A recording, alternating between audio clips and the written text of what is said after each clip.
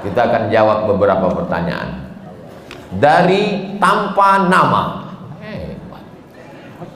Bagaimana adabnya bila imam setelah sholat fardu membaca zikir yang keras, tapi masih ada jamaah yang masbuk? Tashwish, mengganggu. La tushawwish, jangan kau ganggu orang sholat. Yang dimaksud dengan kalimat mengganggu itu adalah bacaan selain zikir. Ada orang sholat, Allahu Akbar, tiba-tiba dia di samping nyanyi.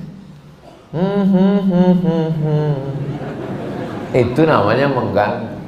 Tapi kalau ada orang sholat, yang lain yang sebelah subhanallah, subhanallah, subhanallah, apakah terganggu? Tidak. Yang terganggu dengan subhanallah itu setan. Kenapa? Karena bacaan zikir dengan sholat isinya sama.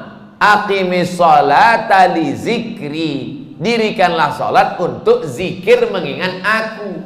Orang yang berzikir sama circle-nya, sama signalnya. Orang yang berzikir mengingat Allah, orang yang sholat mengingat Allah. Orang yang sama-sama mengingat Allah, tidak saling mengganggu dan tidak saling terganggu.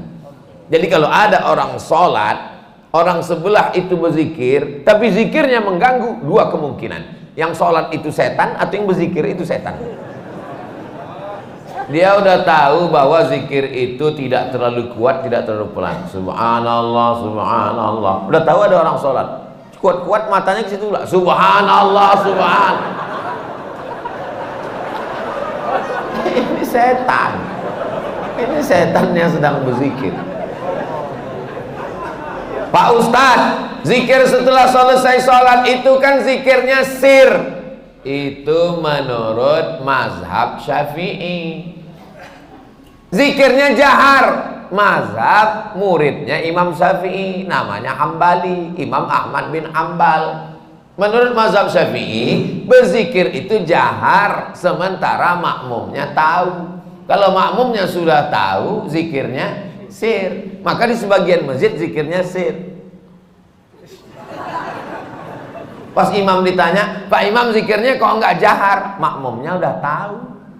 Ustaz Somad kalau jadi imam bacanya, saya kalau jadi imam zikir saya jahar. Kenapa Ustaz nggak baca sir? Karena makmum saya ada 3 orang nggak tahu. Yang pertama anak kecil, dia nggak tahu.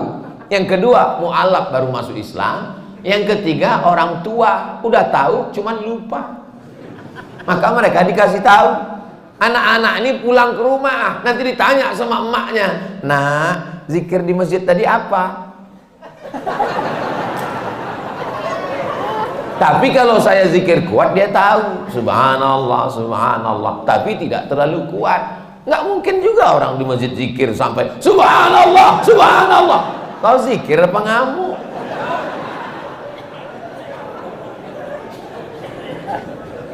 Jadi yang paling bagus adalah khairul umuri awsatuha, sebaik-baik perkara pertengahan. La tajhar bi sholatika, jangan suaramu terlalu melambung. Wala tukhafit biha, jangan pula terlalu tersembunyi. Wabtaghi baina dzalika sabila, carilah jalan tengah. Subhanallah, subhanallah, subhanallah. Ustaz Somad ngomong katanya bersuara jangan terlalu melambung tinggi. Ustaz sendiri kalau ngomong tinggi, saya biasa aja, sound systemnya bagus. Ini masjid bagus. Saya dikasih nasihat sama ketua DNI, Dewan Masjid Indonesia. Tolong Ustaz Somad kalau ceramah itu di mana-mana kasih tahu supaya perbaiki sound system. Karena 80% fungsi masjid ada sound system. Suara imam dengan sound system, suara khatib dengan sound system, suara ustadz ceramah. Kadang kita mau pengajian suaranya nggak jelas. Ada jenis mikrofon itu ustadz tuh suaranya seperti kumur-kumurnya.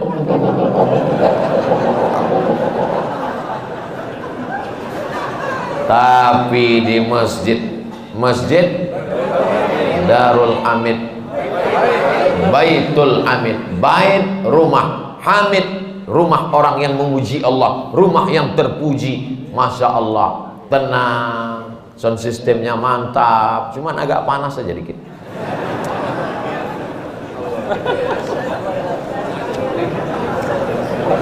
Negeri Bima memang luas.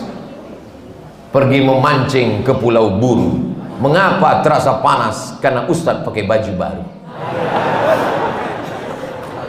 Assalamualaikum. Waalaikumsalam warahmatullahi wabarakatuh. Salam kenal Pak Ustadz. Salam kenal juga. Saya dari Saudi arah Bima. Ada orang sholat 60 tahun, tidak ada satupun sholatnya yang diterima karena mereka tidak meluruskan ruku dan sujud. Ruku dan sujud yang bagaimana yang benar itu Pak Ustadz Somad?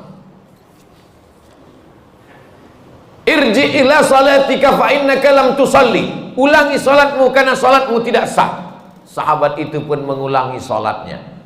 Irji ila salatika fa innaka lam tusalli. Ulangi salatmu karena salatmu tidak sah. Sahabat itu pun mengulangi salatnya. Irji ila salatika fa innaka lam tusalli. Ulangi salatmu karena salatmu tidak sah. Dia pun mengulangi salatnya. 3 kali dia ulang. Akhirnya setelah dia ulang 3 kali, gimana yang benar itu ya Rasulullah? Kata Nabi, hatta tatma'inna raki'an.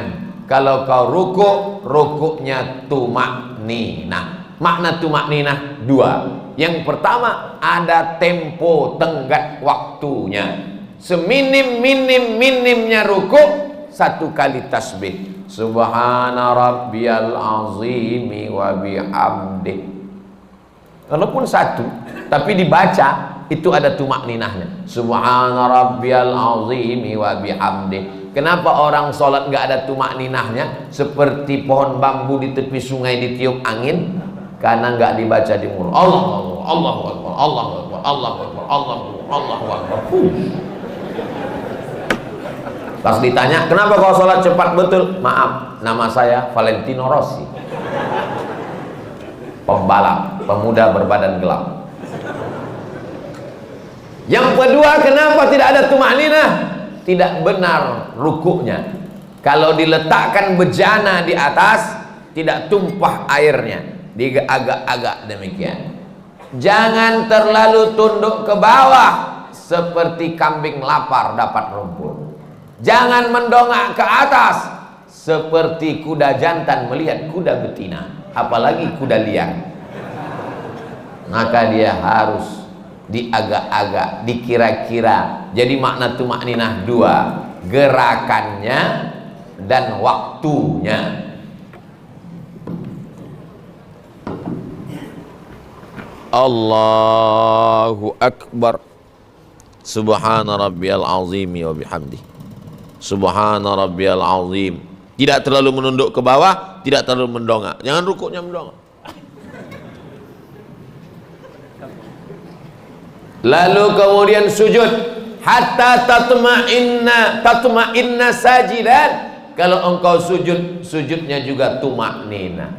Ujung kaki 2, ujung lutut 2, tapak tangan 2, kening 1. Nggak ada orang keningnya 2.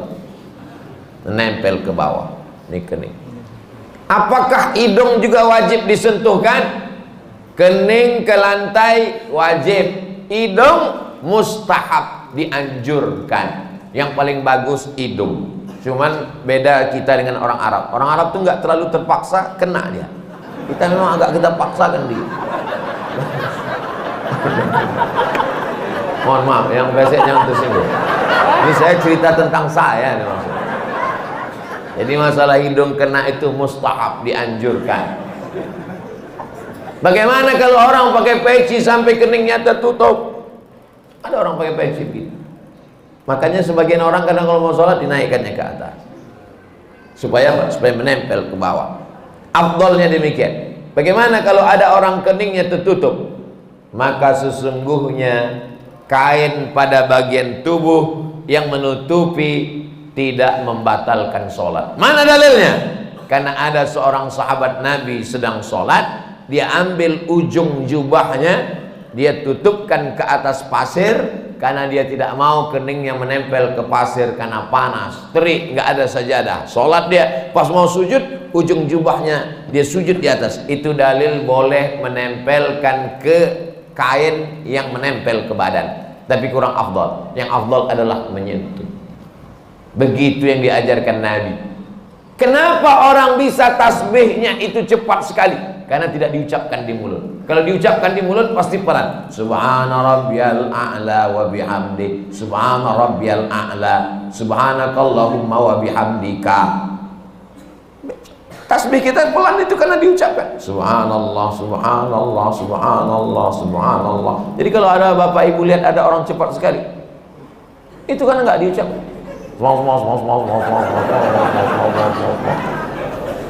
Nggak diucapkan. Bahkan kata Syekh Ali Jum'ah, itu pakai nafas membantu lebih khusyuk diucapkan walaupun sholat zuhur dan asar.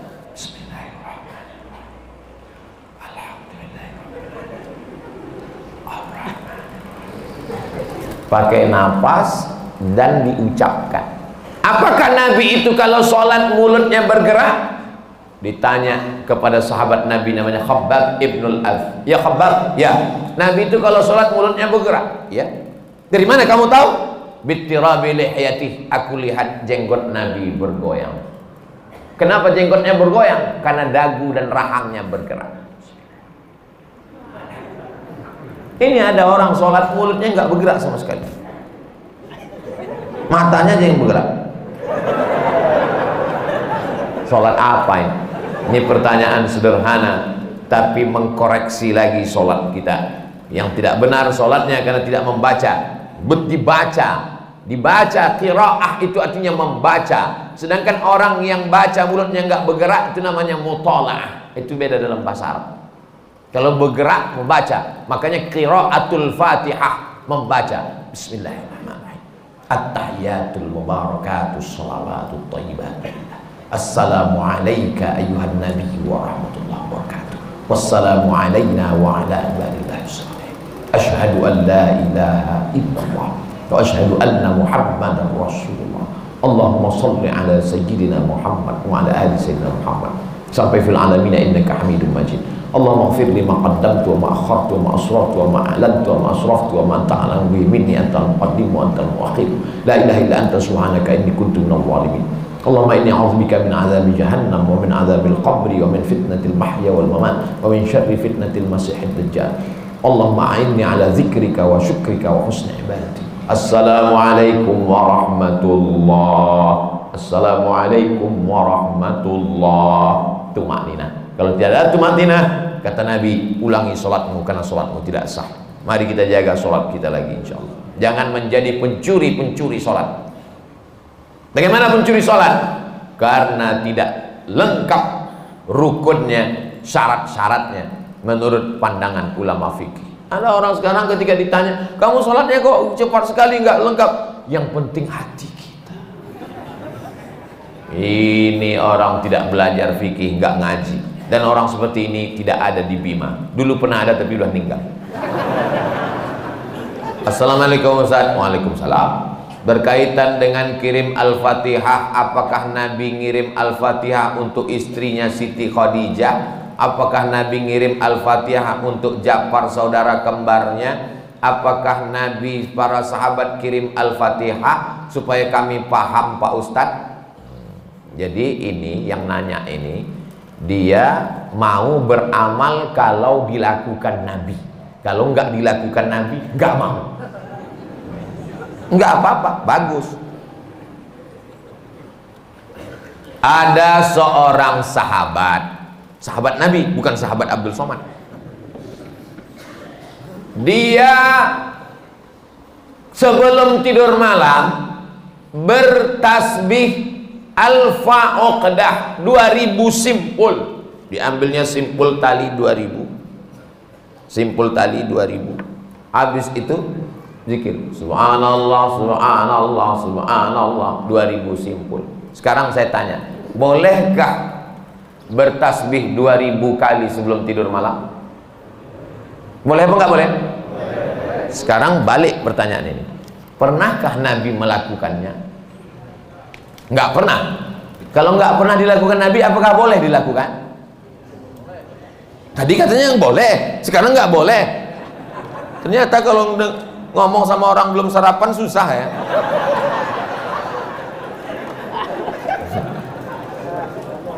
Oke, contoh kasus yang kedua. Ada seorang imam mazhab. Tadi yang bertasbih 2000 kali sebelum tidur itu sahabat Nabi, namanya Abu Hurairah. Sahabat Nabi. Di mana bisa dibaca biografinya? Dalam kitab Syiar A'lam An-Nubala. Siapa yang nulis? Imam Az-Zahabi, Imam Ahlus Sunnah wal Jamaah. Contoh yang kedua. Da'autu lisyafi'i fi salati arba'ina sanah. Saya mendoakan guru saya Imam Syafi'i fi salati, dalam salat saya arba'ina sanah, 40 tahun. Rabbi firli wali walidayya wali Muhammad bin Idris Asy-Syafi'i. Bolehkah mendoakan Imam Syafi'i 40 tahun? Boleh. Sekarang pakai logika ini. Pernahkah dilakukan Nabi? Nggak pernah. Kalau nggak pernah dilakukan Nabi berarti nggak boleh. Ini pertanyaan tingkat tinggi. Apakah mesti disyaratkan, mesti dilakukan Nabi dan sahabat? Puasa Nabi Daud, pernahkah Nabi melaksanakan puasa Nabi Daud secara berterusan? Yasumu yauman wa yuftiru yauman? Nggak pernah. Tapi Nabi memujinya. Apa kata Nabi? Ahabbu saum ilallah saumi Daud. Puasa yang paling bagus adalah puasa Nabi Daud. Nabi tak pernah melakukannya. Jadi sunnah ada 3. Yang pertama sunnah fi'liyah, Nabi melakukannya. Yang kedua sunnah qauliyah, Nabi mengucapkannya tapi Nabi tak melakukannya. Ada jenis yang ketiga, sunnah takririyah, Nabi tidak melakukannya, Nabi tidak mengucapkannya, dilakukan orang lain, disetujui Nabi. Mana contohnya? Sami Allahu liman hamidah, Nabi mengajarkan Rabbana lakal hamdu mil'us samawati wa mil'ul ardi wa mil'u ma syi'ta min syai'in ba'du. Tapi ada satu sahabat bacaannya lain. Sami Allahu liman hamidah, Rabbana lakal hamdu hamdan thayyiban mubarakan fi. Selesai salat Nabi tanya, siapa tadi yang baca alhamdulillah hamdan thayyiban katsiran mubarakan fi? Aku enggak pernah ajarkan. Aku ya Rasulullah. Apakah Nabi marah? Aku enggak pernah melakukannya. Kenapa kamu pandai-pandai buat doa itu? Kau masuk neraka jahanam. Apa kata Nabi? Apa kata Nabi? Ra'aitu bid'an wa salasuna malakan yabtadirun.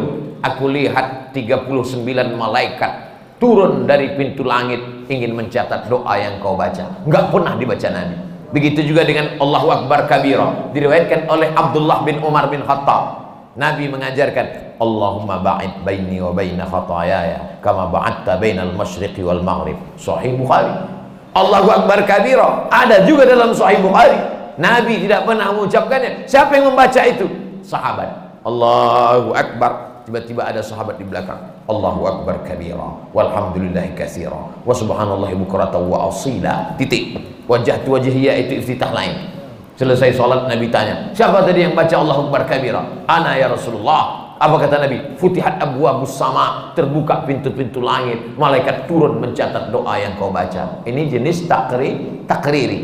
Makanya perbuatan kalau tidak dilakukan Nabi adalah bid'ah. Betul kata Imam Syafi'i, kalau dia bertentangan dengan syariah. Selama masih ada dalilnya, tidak bertentangan dengan syariah, maka dia tidak disebut bid'ah dhalalah, tapi dia disebut dengan mahmudah. Sekarang tentang mengirimkan Al-Fatihah kepada orang meninggal dunia, sampai apa tak sampai? Siapa bilang sampai? Memangnya yang udah meninggal tuh pernah ngasih tahu? Alhamdulillah titipannya udah sampai, makasih ya.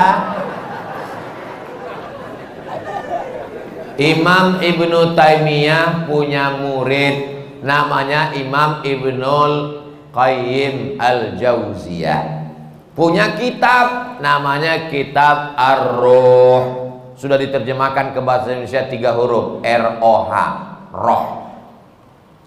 Di situ diceritakan Imam Ahmad bin Ambal lewat di suatu makam. Ada orang baca Quran. Kata dia, berhenti, jangan kau baca. Lalu disebutkanlah sanad-sanadnya. bahwa membaca Quran itu untuk orang meninggal dunia tidak terlarang. Tentang kitab roh ini tidak diragukan, karena ada seorang dapat gelar doktor gara-gara meneliti kitab roh, namanya Dr. Bassam dari Kuwait. Umar bin Khattab punya anak laki-laki namanya Abdullah bin Umar bin Khattab. Dia pesan, kalau aku meninggal dunia, nanti bacakan di atas makamku pangkal Al-Baqarah 5 ayat sampai wa ulaika humul muflihun, dan ujung Al-Baqarah 3 ayat lillahi ma fis samawati sampai habis. Pesan Abdullah bin Umar bin Khattab kepada orang nanti kalau aku sudah meninggal. Berdasarkan itu Imam Nawawi meninggal tahun 676 dari kalangan mazhab Syafi'i, dalam kitab Al-Azkar mengatakan, wa in khatimul qur'ana fahuwa hasanun, seafdal-afdalnya dibacakan sekhatam Al-Qur'an. Kalau tidak sanggup sekhatam Al-Qur'an, likulli syai'in qalbun, segala sesuatu punya hati, wa qalbul Qur'an Yasin, hatinya Al-Qur'an adalah Yasin. Enggak sanggup juga Ummul Qur'an Al-Fatihah. Itulah dia dalil-dalil orang yang membacakan Quran. Kalau nggak setuju, jangan salahkan orang karena orang punya dalil. Saya nggak setuju, nggak usah lakukan. Yang tidak boleh itu adalah tidak ada ulama satupun yang membolehkan, dia membuat sendiri. Nah, itu nggak boleh. Imam Nawawi, ini Imam Nawawi bukan imam sembarangan. Dia bukan selevel Imam Samudra, apalagi Imam S. Arifin. Imam Nawawi, kalau kita baca kitab pertama Sahih Bukhari, di bawah Sahih Bukhari Sahih Muslim. Imam Muslim muridnya Imam Bukhari. Kalau kita baca Sahih Muslim kita nggak paham, kita mesti baca kitab Al-Minhaj Syarah Sahih Muslim Ibn Al-Hajjaj, Imam Nawawi. Imam Nawawi itu dalam kitab fikih, kitab besar Al-Majmu' Syarah Muhazzab, Raudatul Talibin wa Umdatul Muftin. Saya ngajar hadis arba'in, hadis paling sedikit kecil arba'in, Imam Nawawi. Hatam arba'in naik kitab Riyadus Shalihin, Imam Nawawi. Hatam Riyadus Shalihin naik lagi kitab Al-Azkar, Imam Nawawi. Membaca kitab Mustalah Hadis yang disyarah oleh Imam Suyuti, Tadribur Rawi, Syarah Takrib Nawawi. Imam besar. Apa kata Imam Nawawi mengomentari hadis tentang pelepah korma? Nabi membelah pelepah korma, ditusukkannya ke makam. Apa kata Nabi? Kalau tasbih pelepah korma saja sampai, apalagi bacaan Quran orang beriman. Nah, jadi pertanyaan ini memang simple, tapi ini ingin menggali dan menguji isi kepala Abdul Somad. Enggak apa-apa. Kalau nggak setuju, nggak usah lakukan. Tapi jangan salahkan, karena nanti takutnya di akhirat ketemu dengan Imam Nawawi malu. Banyak yang meremehkan merapatkan shaf. Mohon pencerahannya Pak Ustadz. Man qata'a shaffan qata'ahullah. Siapa yang memutuskan shaf, maka Allah memutuskan hubungan dengan dia. 2. Sawwus sufuf, luruskan shaf. Fa inna taswiyatas sufuf min tamamis shalah, sempurnanya salat karena sempurnanya shaf. 3. Fa inna taswiyatas sufuf min iqamatis shalah, sempurnanya shaf tegaknya salat. Berarti kalau shaf tidak lurus tidak tegak salat. Yang keempat, la takhtalifu fakhtalafat qulubukum, jangan sampai shaf kamu bengkok karena hati kamu menjadi bengkok. Yang kelima, kalau ada celah, saddul furaj, tutup celah. Saddul halal, tutup celah. Celah kaki tutup. Kaki rapat dengan kaki, bahu rapat dengan bahu. Bahu rapat dengan bahu nggak masalah. Bahu saya dengan bahu bapak karena ada lapis, apalagi baju baru ini nggak terlalu terasa. Yang agak masalah dikit kalau kaki rapat dengan kaki, karena nggak semua orang nyaman.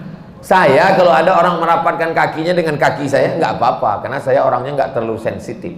Tapi ada orang yang kulitnya tipis, dia kalau kakinya kena, dia seperti kena kecoa.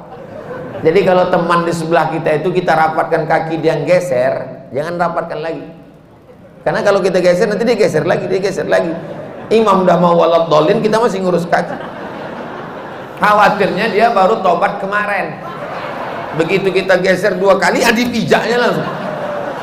Nah, akhirnya orang kelahi dalam masjid. Jadi pandai-pandai merasakan perasaan orang lain. Nah, ini nampaknya sepele, tapi bisa jadi masalah. Kalau kita sesama orang di masjid kelahi, yang ketawa orang yang nggak sholat. Untung aku nggak sholat. Jadi sop ini. Makanya imam nggak boleh angkat takbiratul ihram sebelum dia katakan sawus sufuf fa inna taswiyatas sufuf min tamamis shalah. Dia tidak hanya sekedar melihat ke depan, tapi dia tengok ke belakang. Dia tengok lurus, dia lihat lurus, dia tengok kaki, sandul khalal, tutup celah, baru takbiratul ihram. Tapi nggak perlu juga imam sampai ke belakang meriksa satu-satu.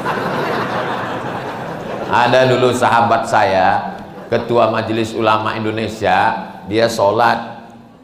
Ketika itu ada mahasiswa Afrika jadi imam di asrama. Mahasiswa Afrika ini orangnya masalah sop ini dia belakang.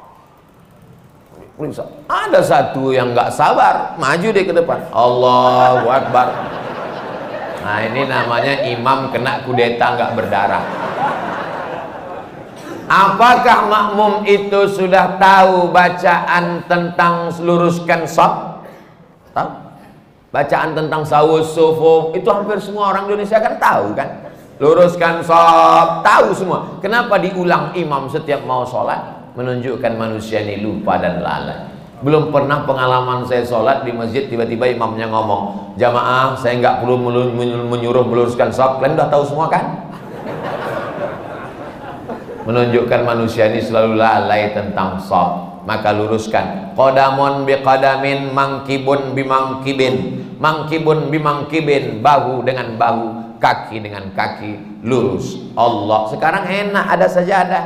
Zaman Nabi mana ada sajadah? Bagaimana cara meluruskannya? Bahu dengan bahu, kaki dengan kaki. Innallaha yuhibbul ladzina yuqatiluna fi sabilihi shaffa. Allah suka melihat kita lurus shaf, ka'annahum bunyanun marsus, seperti bangunan yang kokoh. Karena kalau rapat, setan tidak bisa masuk. Itu filosofi lurusnya shaf. Mohon doakan remaja Masjid Baitul Hamid agar istiqomah Pak Ustadz. Semuanya, bukan yang remaja, yang tua pun bisa juga nggak istiqomah. Ini kadang anak-anak muda ini husnuzonnya keterlaluan. Disangkanya kalau udah tua istiqomah. Ya, oke. Mohon doa Ustadz, semoga usaha warung magnet rezeki berkah saya diluaskan dan dilancarkan. Inilah orang yang paling pandai mengambil kesempatan. Mumpung orang ramai, doanya dapat, iklannya dapat. Mantap, nanti videonya dipotong, diupload ke Instagram. Rezekinya tapi untuk bukan pribadi, membantu umat dan membantu pembangunan masjid kampung saya. Allahu Akbar. Mudah-mudahan adik-adik anak muda punya channel YouTube. Hasilnya untuk buat bangun masjid, pondok pesantren, tahfiz Quran. Amin. Terima kasih. Barakallahu fiik Ustadz. Salam alumni 212. Ada lengkap semua. Masya Allah, tabarakallah. Tapi dia nggak ada nanya, cuman itu aja. Itulah kajian kita pada subuh yang penuh dengan barokah ini. Mudah-mudahan kita diberikan ketenangan batin, anak cucu kita istiqomah iman dan Islam, diberikan Allah rezeki yang melimpah ruah supaya kita bisa bangun masjid. Ala hazih niat, untuk niat yang baik-baik ini. Al-Fatihah.